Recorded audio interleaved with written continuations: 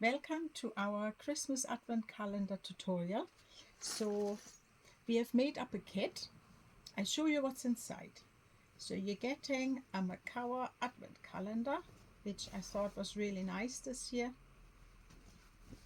So you see here you have got all the pockets, and that is the upper bit.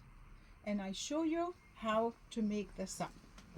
I like these advent calendars very much because without much fluff you're getting nice lined pockets.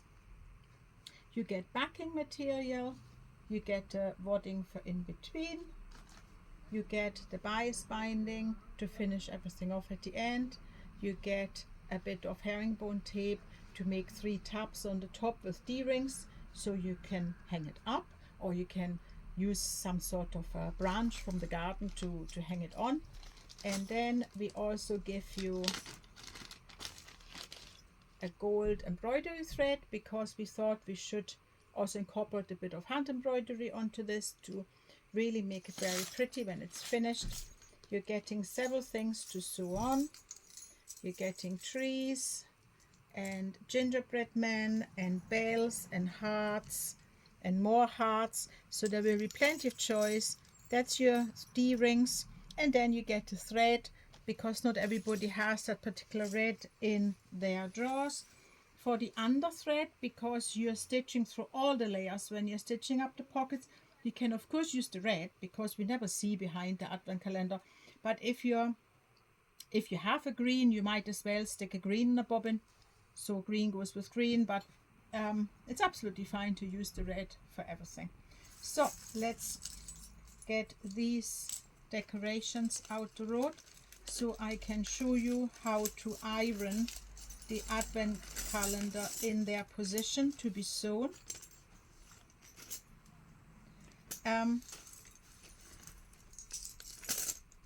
I like using this heat mat because then it keeps it all nice and flat, but obviously at home you can use your big iron board to press this all out. So we quickly just give it a wee press to get it flat, and you already see these fold lines here that will be relevant in a little minute. See on the side, that will tell us how to fold it up. Let's just press the whole thing. At the moment, I want to point out, don't cut it out yet. Don't cut it out along the red lines yet, because we might need a bit extra of that seam allowance to bind it in nicely. So don't cut that off yet. Leave it all alone until the very end. So see here now. Here you have a fold line, and here you have a fold line. So what you're physically doing is you're taking this and you put it up here, right? So we need to press it in a way that we see the full golden frame here. And then you need to press it so much up that we do no longer see that golden frame. You know, you don't want it kind of like that. That wouldn't be right. So it needs to fully cover that up. Okay, and then afterwards we do that now with every row, and afterwards we sew down in vertical strips, and that's all the pockets in place. So that's in principle how this advent calendar works, and that's why I like it so much better than some other advent calendars where you have to cut out all the little squares and then fold it under, and it's just so fiddly, and it doesn't give you lined pockets either. So this is far more up my street. So the best way to do that is we fold it over like this, and see, that's what I don't quite understand. It has the fold line here, but you see that's below the gold line. So I don't like that. So I go 1 millimeter into the red, so quite a few millimeters above their fold line. But I think you're getting a better result.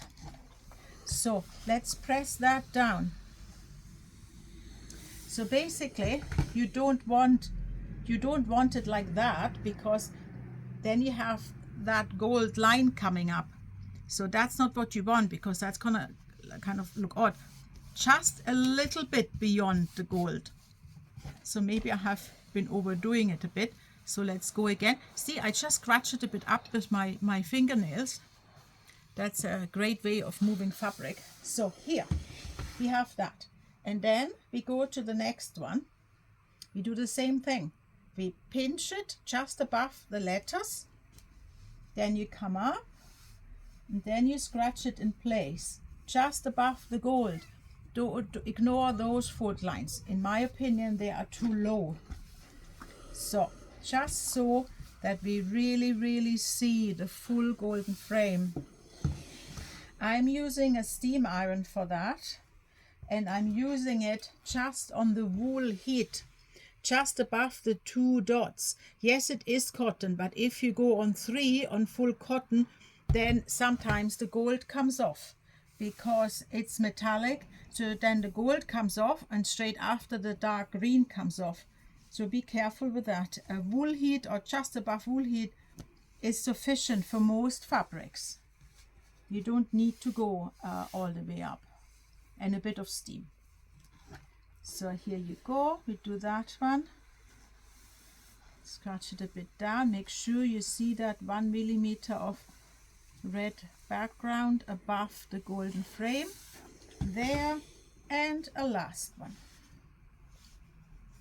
So you might wonder why I don't look left and right. Well, I work with the principle of consequence. If my line is nice all across, then I actually care very little how it is on the sides, because what counts for me is the across line. The rest we'll figure later. That's why I never cut anything out. I always wait to the last minute with that. So now we go back. We have ironed our first line. So again, the fold line here is not relevant to me. I don't look at that. I look at it that now when I fold this up, see, I don't want 2 golden lines. I want it so much up that I definitely, like in the sense of just about, but definitely have positioned myself higher than the gold line underneath. That's what I want. And then I iron that down. And then we do that with the next round. And then when you fold that up, you need to make sure that the gold line, it's one line here. It's not like that, you see, and not like that. You need to, basically you line up and then you move up. And that's how you make sure you don't get the squintness in it. So you line up, see, line up, and just over. That's what you want. And then you press that in. And as you see, I'm pressing. I'm not like ironing. You need to work with pressure. Pressing means pressing. It doesn't mean stroking the fabric. We need to press it down. So next one, same idea. Move up, move up, move up, over.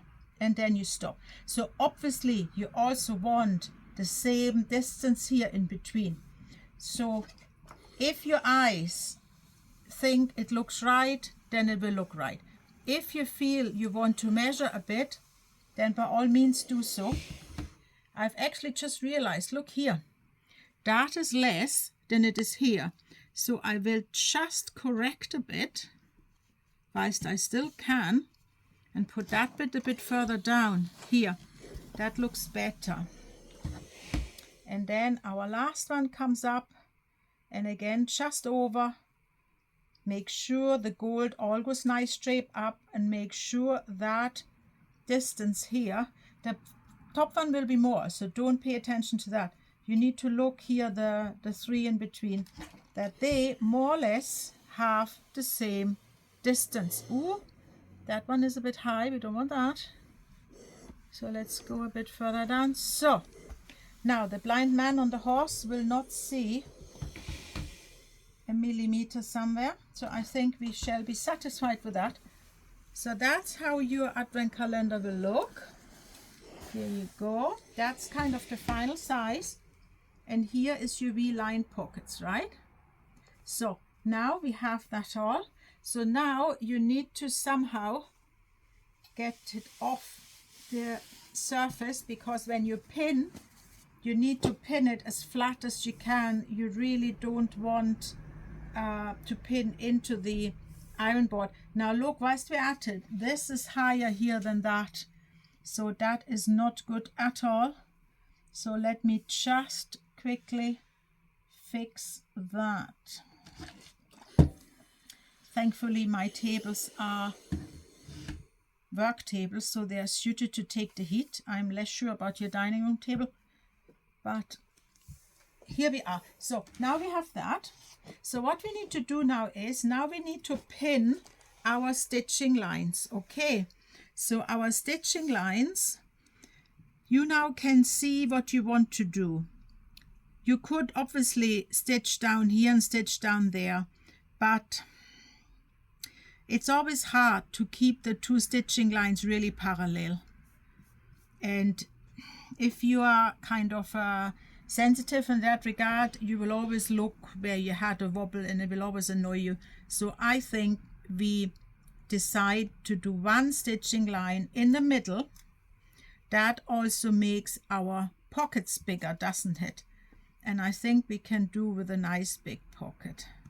So here you go. And you see how I pin. So I pin into the table with my fingers. I hold it down, then I lift it a bit, and then with my middle finger I physically pin into my middle finger. You can do that on the front as well. You can pin into your nail if you want, but if you have nice expensive pretty nails, then you maybe don't want that. Then you can also use your pointer fingers, but something is needing to help that pin out. The pins are not as sharp. You will notice it will be fine. You're not really pricking yourself there. But this is how you pin without lifting it, because if you lift that now, it will distort. There. So let's do that all along.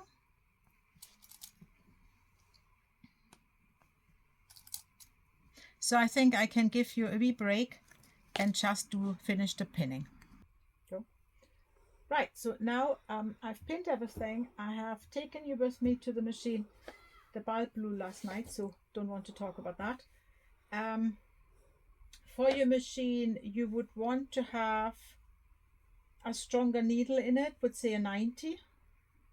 The 100 is a bit strong on top of the fine cotton, but you need at least a 90 because of the several layers, and because we're gonna push it in. You want to have a stitch length of 2.5 because this needs to hold, and your tension around 4.5. You have your red thread, and then bobbin your red thread or green thread. So let's go. So we're going from right to left here. So let's go in. So what you need to do is you need to see that you come down where the beginning is of this. You hold your threads when you go down with your needle, and you sew here. See, that's the same distance to that. So you sew in the middle of here too, otherwise the outer pocket doesn't hold. And you need to go here on the beginning of that fold. See the fold which starts here. Put your needle down, hold the threads that you don't get a bird nest, and then go 1, 2, 3. Oh,